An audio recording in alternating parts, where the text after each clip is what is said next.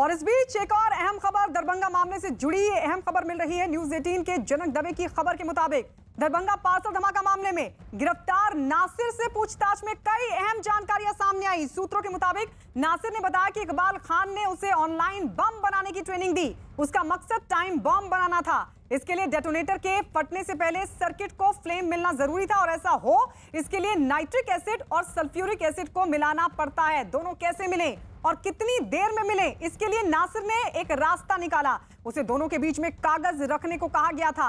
माना जाता है कि ऐसा करने पर कागज एसिड की वजह से कुछ देर में जल जाता और दोनों एसिड मिल जाते। ऐसा होते ही धमाका होता। इकबाल ने नासिर को दोनों एसिड के बीच कागज ही रखने को कहा था, लेकिन नासिर ने गलती से दोनों एसिड के बीच हार्ड बोर्ड रख दिया और कुछ इस वजह से एक बड़ी साजिश अंजाम देते देते टल गई। नहीं तो एक बड़ी अनहोनी हो सकती थी। बिहार के दरभंगा पार्सल ब्लास्ट केस के दोनों आरोपियों इमरान मलिक और नासिर को दिल्ली लाया गया है। न्यूज 18 के चंद्रमोहन की खबर के मुताबिक दोनों आरोपियों को पटना से एनआईए की टीम दिल्ली लेकर पहुंची है। अब इमरान और नासिर से एनआईए के दिल्ली मुख्यालय में होगी पूछताछ। इमरान और नासिर को दरभंगा ब्लास्ट केस में हैदराबाद से गिरफ्तार किया गया था। दोनों यूपी के शामली के रहने वाले हैं। एनआईए कोर्ट ने दोनों को रिमांड पर भेज दिया है।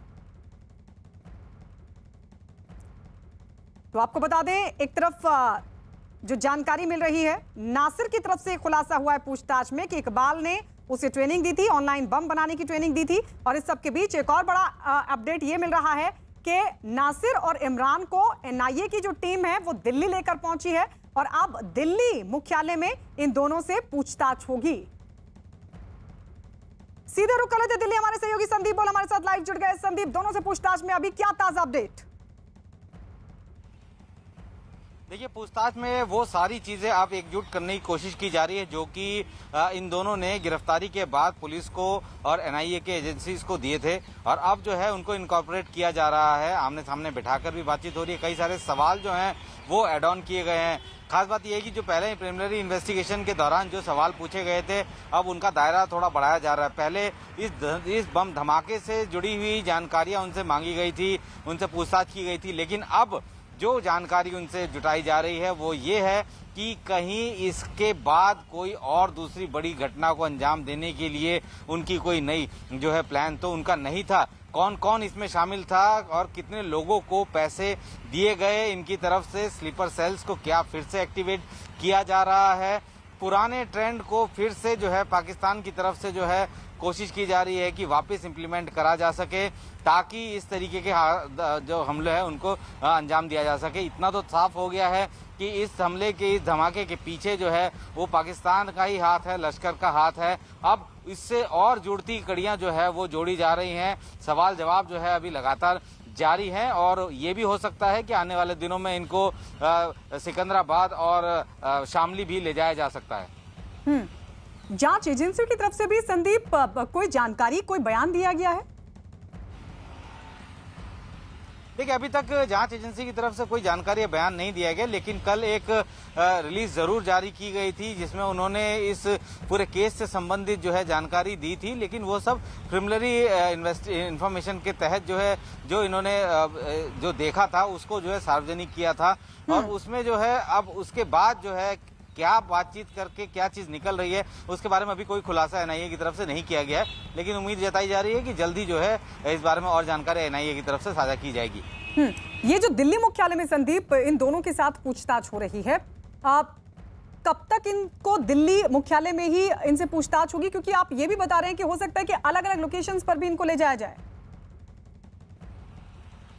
बिल्कुल, देखिए, अभी तो 2 लोगों को दिल्ली लाया गया है, 2 लोग अभी भी बिहार में ही हैं। तो ऐसे में अब ये भी होगा कि अभी तो इनसे पूछताछ जारी है और वहाँ जो है काफिल और बाकी जो उसका एक साथी है मुसलिम, उसको जो है हो सकता है कि उनको भी जो है एनआईए यहाँ पे लेके आए। उसके बाद जो है आमने सामने बैठा के पूछताछ होगी। तो अभी जल्दी से तो ये नहीं छूट रहे हैं यहाँ से, या उनको जो है पूछताछ लगातार जारी रहेगी। लेकिन ये भी है कि अभी इनको जो है चार्जशीट भी फाइल करनी है, पूरा केस देखना है। और ये भी तो नहीं कहीं ये कोई बहुत बड़ा जो है रैकेट का एक छोटी सी कड़ी तो नहीं है, इसको भी स्टैब्लिश करना बहुत जरूरी है और इसी के तहत जो है पूछताछ अभी जारी है। संदीप, आप हमारे साथ बने रहिए। इस बीच ये भी अहम खबर अपने दर्शकों को दे दें। दरभंगा धमाके पर ये बड़ी खबर मिल रही है। न्यूज 18 के चंद्रमोहन कुमार के मुताबिक एनआईए की जो टीम है वो कफील को लेने के लिए पटना की बेऊर जेल पहुंची। कफील को धमाके के मामले में यूपी से गिरफ्तार किया गया है। एक दिन पहले ही एनआईए की कोर्ट ने पूछताछ के लिए रिमांड को मंजूरी दी थी, जिसके बाद एनआईए की टीम कफील को पूछताछ के लिए अपने साथ ले गई है।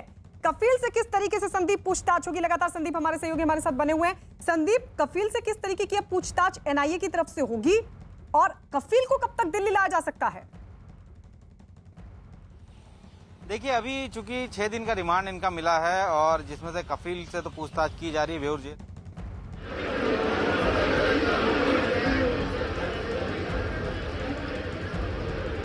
तो ये सीधी तस्वीर हम आपको दिखा रहे हैं शपथ ग्रहण की। ये तस्वीरें पुष्कर सिंह धामी, जो कि उत्तराखंड के नए मुख्यमंत्री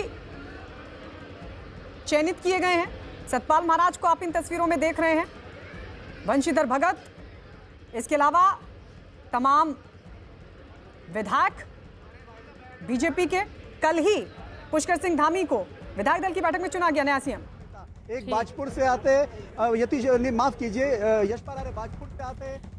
बिल्कुल दीपांकर, और यहाँ पर एक एक तस्वीर जो है, एक एक तस्वीर के पीछे कई कहानी हो सकती है।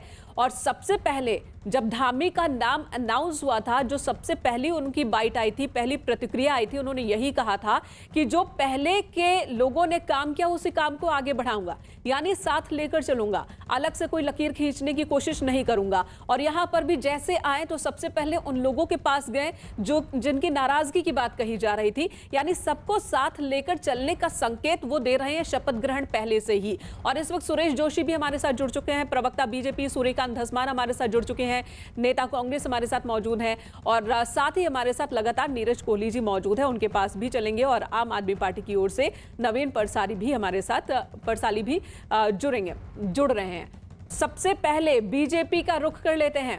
सुरेश जोशी जी, ये बताएं, मैं आपको यहां पर बधाई दूं कि तीसरा मुख्यमंत्री आपकी ओर से, या शुभकामनाएं कि आगे की चुनौतियों को अब आप निपटाएं? अपर्णा जी, आज के लिए तो आप बधाई दीजिए और आगे 2022 के लिए शुभकामनाएं दीजिए। ठीक है, दोनों विषय अलग अलग हैं। आज बधाई का दिन है और जो आने वाला समय है वो शुभकामनाओं का दिन है। तो कुल मिलाकर के मैं ये कह सकता हूं कि जो आने वाला समय रहेगा उत्तराखंड का,